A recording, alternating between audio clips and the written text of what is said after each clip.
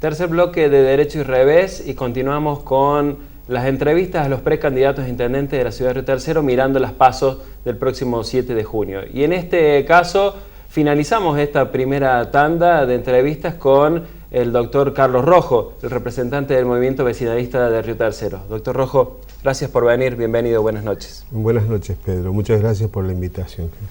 Doctor Rojo, ¿por qué decidió presentarse nuevamente después de 3 periodos en la Intendencia? ¿Qué lo movilizó?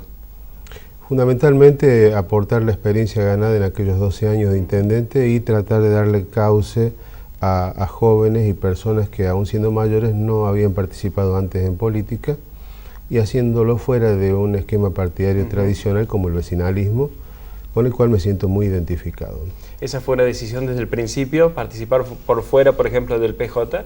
Sí, fue la decisión desde el comienzo porque, bueno, creía que íbamos a tener más tiempo para hablar de los problemas de la ciudad y no tanto de la problemática interna que yo respeto, pero que la van a resolver los dirigentes del justicialismo, seguramente. ¿Cuáles son los ejes de la propuesta de la campaña?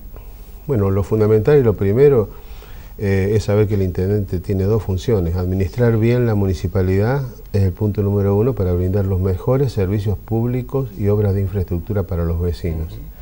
Administrar bien la municipalidad es algo absolutamente vital. Si no administramos bien la municipalidad no podemos prometer absolutamente nada, porque si no tenemos recursos no podemos desarrollar los proyectos planteados.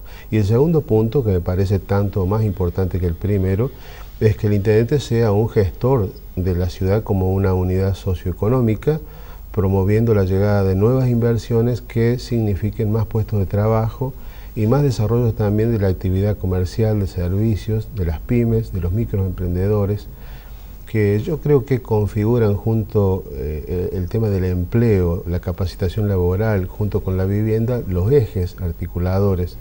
Y luego vienen la educación, la salud, la seguridad, el control ambiental, que realmente hacen a la vida de nuestra sociedad. En su caso, doctor, al haber estado durante 3 periodos en la Intendencia, tiene un conocimiento de la ciudad y de la gestión municipal. ¿Por dónde pasa hoy la mayor falla de la gestión municipal actual?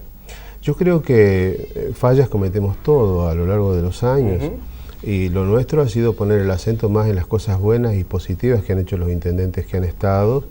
Y lógicamente la gente es la que va a evaluar las fallas. Bien. Fundamentalmente. Me parece más ético tratar de construir una sociedad mejor, por una vez apostando en la vida a ganar una elección, elogiando las cosas positivas y continuándolas, respetándolas de los intendentes anteriores y no tanto en las críticas. De todas maneras, vuelvo a insistir, yo creo que hay que hacer todos los esfuerzos para mejorar mucho la administración municipal, porque es el punto de partida de cualquier ciudad, provincia o país que quiera desarrollarse. Haber sido intendente, ¿considera usted que le juega a favor? ¿Hay algo que le juegue en contra en ese marco? Y en contra puede jugar el desgaste propio de haber estado en la función pública. Creo que a todos los intendentes nos toca una parte de eso, ¿no?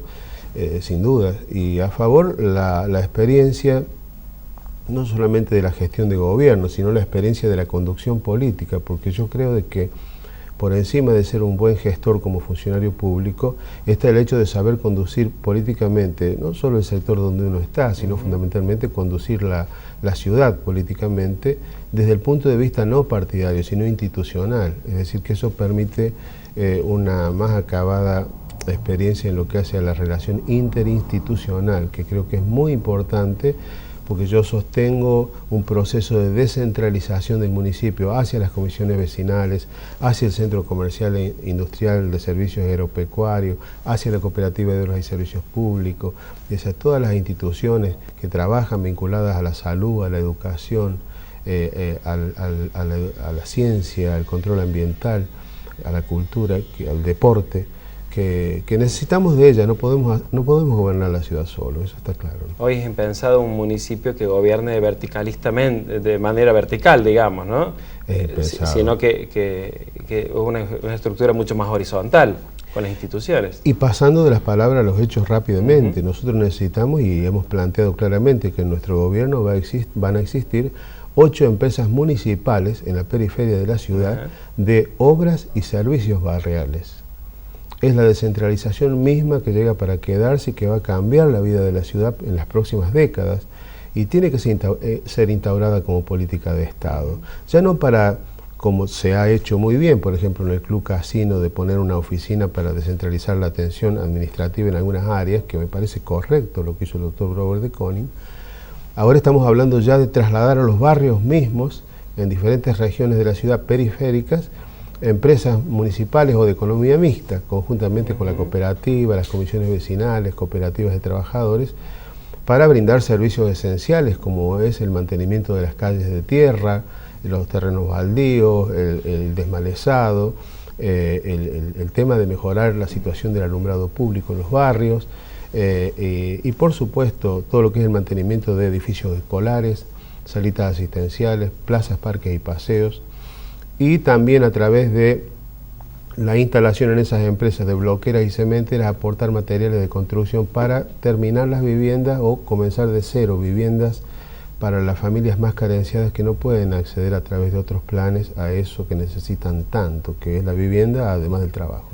¿Cómo ha sido la conformación de la lista y de los equipos técnicos? Bueno, de lo más lindo que me ha sucedido, porque nuestra lista se constituyó a contramano de la realidad tradicional, es decir, donde había pujas entre dirigentes para ocupar lugares, aquí había un poco de miedo a lo desconocido, ¿no? Porque es toda gente nueva. Claro. Y bueno, es una de las cosas de las cuales me siento orgulloso, porque la mayoría son jóvenes y si son personas mayores tampoco han participado, y esto le da a la ciudad, además de ellos mismos, la oportunidad de tener nuevos dirigentes que se van formando y en un ámbito de diálogo, de trabajo y de mucho respeto por los demás. El vecinalismo no solo es el nombre del movimiento, plantean una estructura vecinalista, ¿no?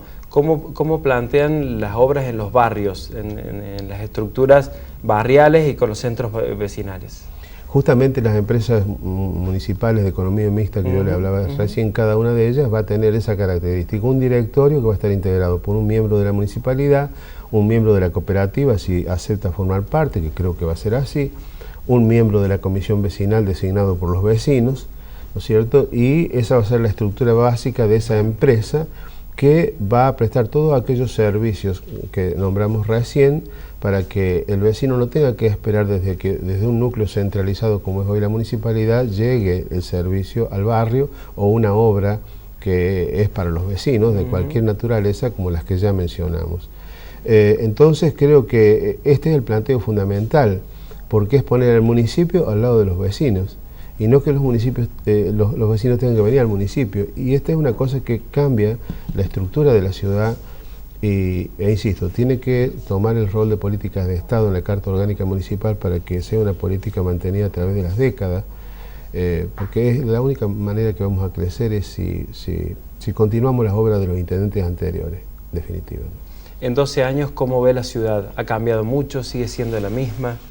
Bueno, obviamente que la ciudad no puede ser la misma porque han ocurrido cosas, y no solamente a nivel de la ciudad, sino a nivel nacional, ¿no es cierto?, especialmente.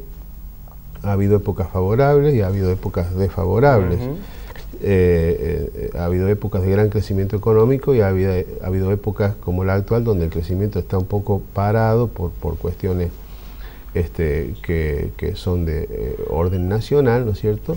Como hace pocos años, por virtudes del gobierno nacional, también el país estaba en un proceso de crecimiento mucho más intensivo.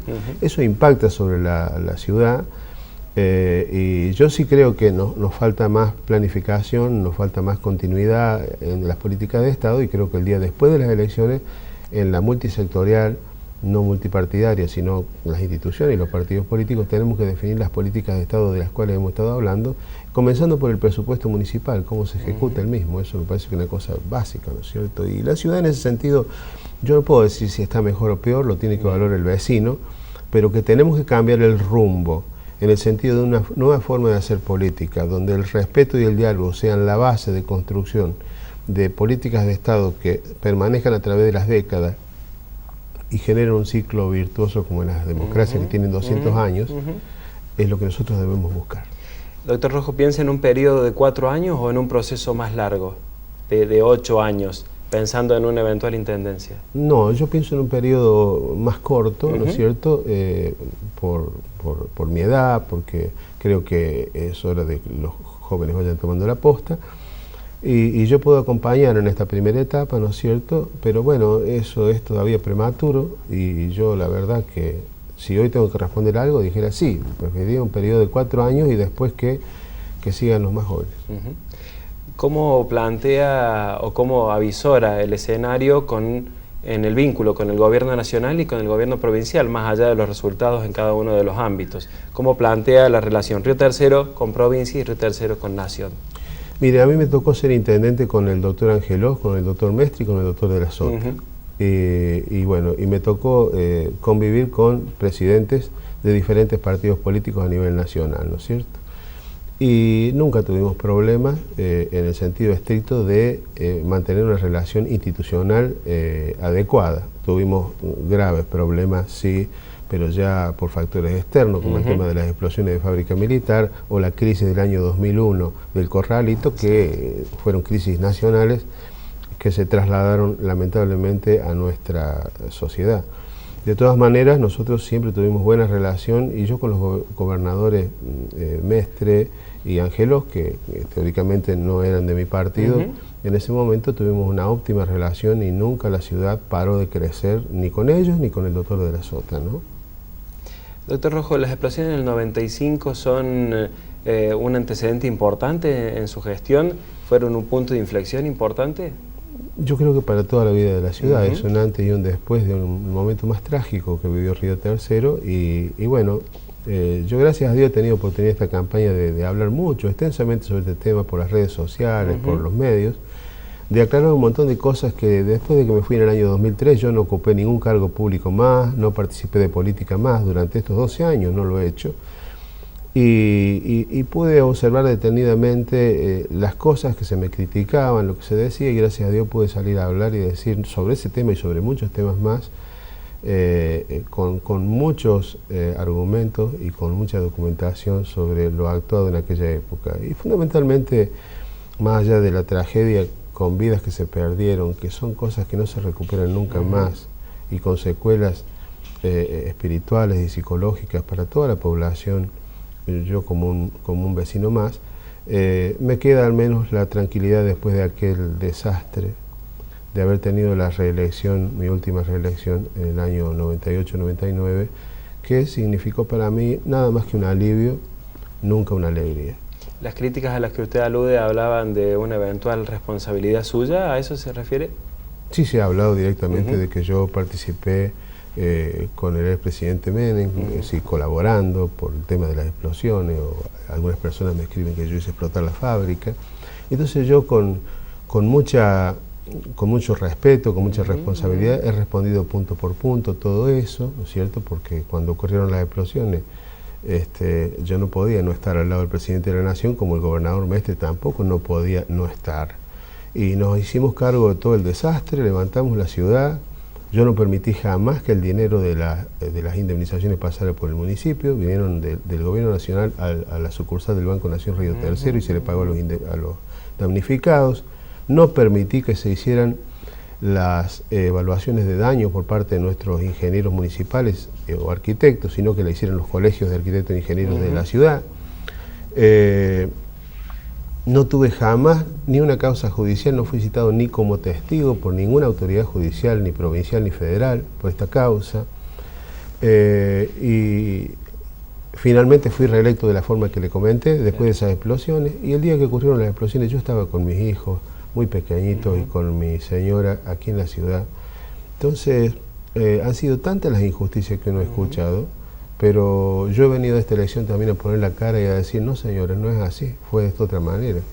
Y el que piense que no es así, tiene toda la libertad del mundo de ir a tribunales, presentar su documentación. Yo me ofrezco a ir, no para denunciarlo ni molestarlo, sino para aclarar las cosas. Y bueno, gracias a Dios, eso ha permitido de que yo pudiera poner blanco sobre negro sobre algunos temas muy conflictivos, digamos. Uno de los disparadores fue aquella recordada conferencia de prensa en la que el expresidente Menem dijo: ustedes deben decir que esto no ha sido un atentado. Quizás esa es como el inicio de muchas de las especulaciones que después se hicieron. Claro, mucha gente decía, pero usted se quedó callado la boca cuando Menem dijo que era un accidente. ¿Y nosotros qué sabíamos que era?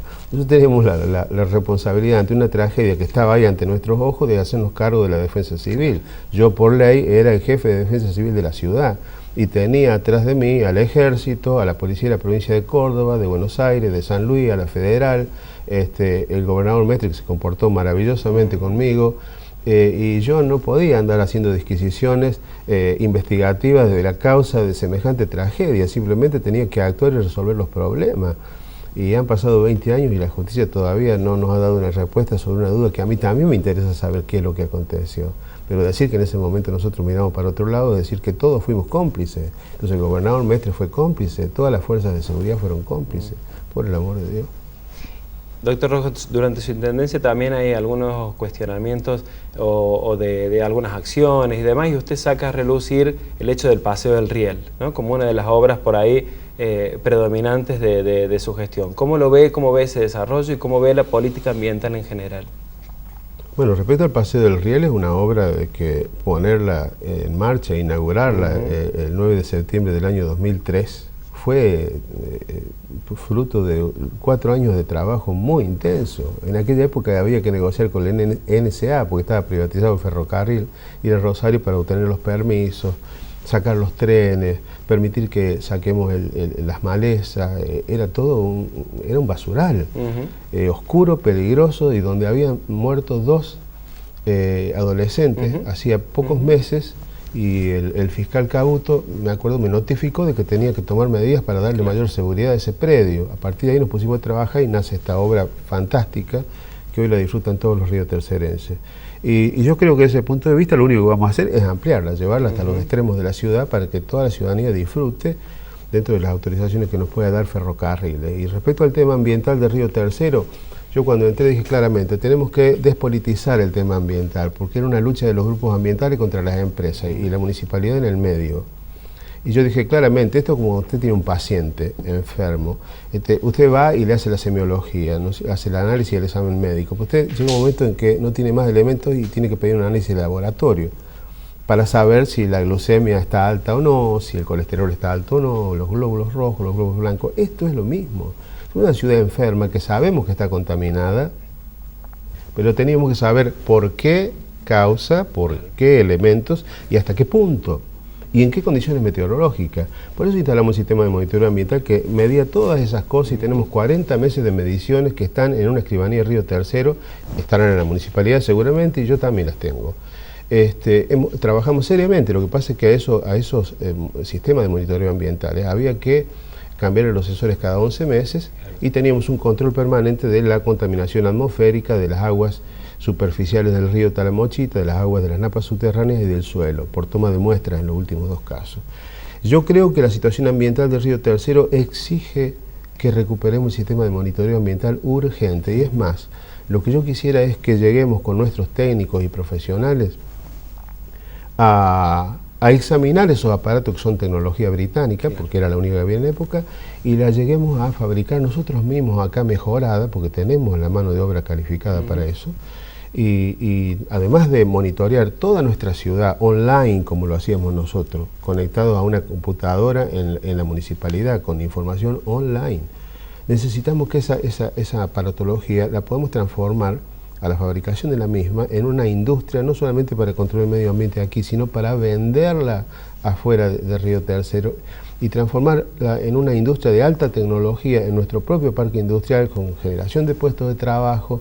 Es una verdadera revolución tecnológica y ambiental que nosotros proponemos en nuestro plan de gobierno como uno de los ejes centrales del mismo. Sí, lo que es un gran problema para los ríos tercerenses, que es la contaminación ambiental, controlarla, pero transformar el impulso de esa fuerza negativa que se nos viene encima en una devolución de una fuerza positiva, que es la creación de una industria que exporta productos río tercerenses de esa tecnología.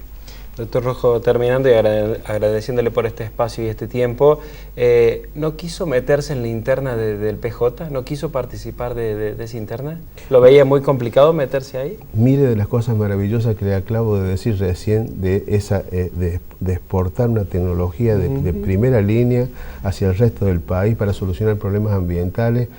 Qué lejos estaba yo de querer estar en esos problemas internos de dirigentes. Gracias a Dios estoy donde quería estar, ¿no es cierto?